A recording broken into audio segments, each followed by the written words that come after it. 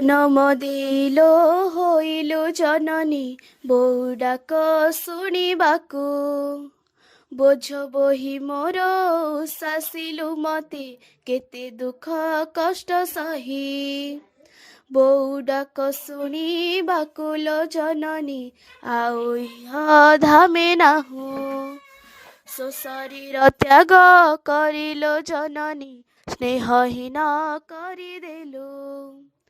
ତୋ ଗର୍ଭରୁ ଜାତ ଆମ୍ଭେ 4 ଜଣ ତତେ ଖୋଜି ପାଉନାହୁଁ।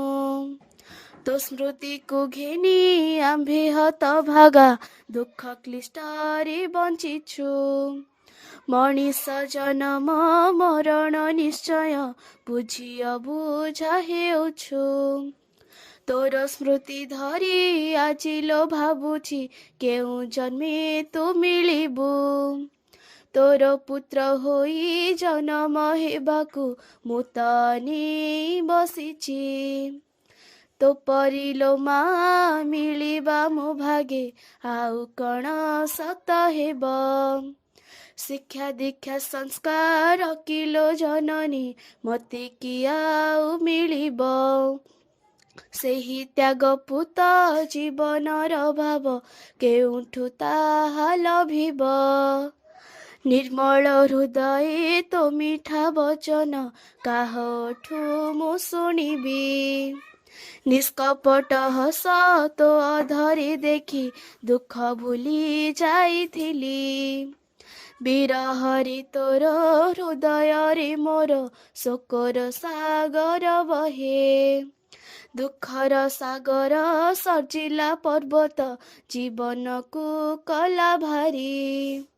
ଦେଖୁ ନାହିଁ ଆଉ ନିଷ୍କପଟ ହସ ନିଃସ୍ୱାର୍ଥପର କି ସ୍ନେହ। କେମିତି କରିବି ମୋ କଷ୍ଟକୁ ଦୂରେ ଥାଇ ମତେ କୁହ।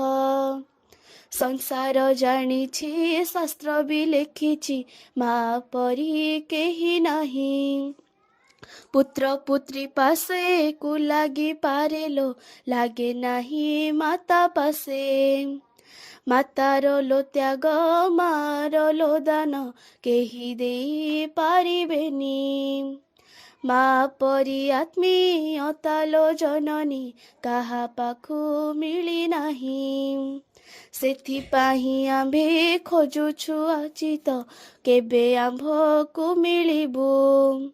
ତୋ ବାର୍ଷିକ ଶ୍ରାଦ୍ଧାର କରିବୁ ତୋ ସ୍ମୃତିକୁ ସାଥେ ଧରି।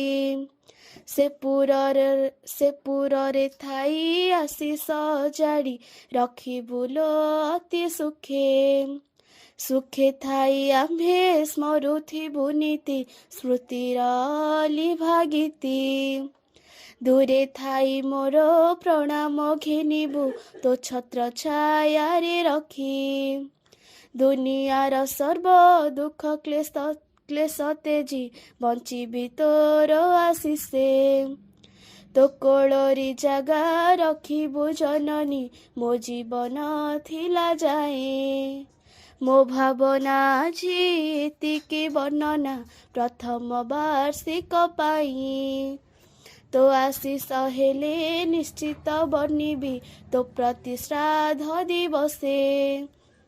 ତୋ ଚରଣୀ ମଥା ପାତିଲୋ ଜନନୀ ରହିଲି ଆଶିଷ ଚାହିଁ।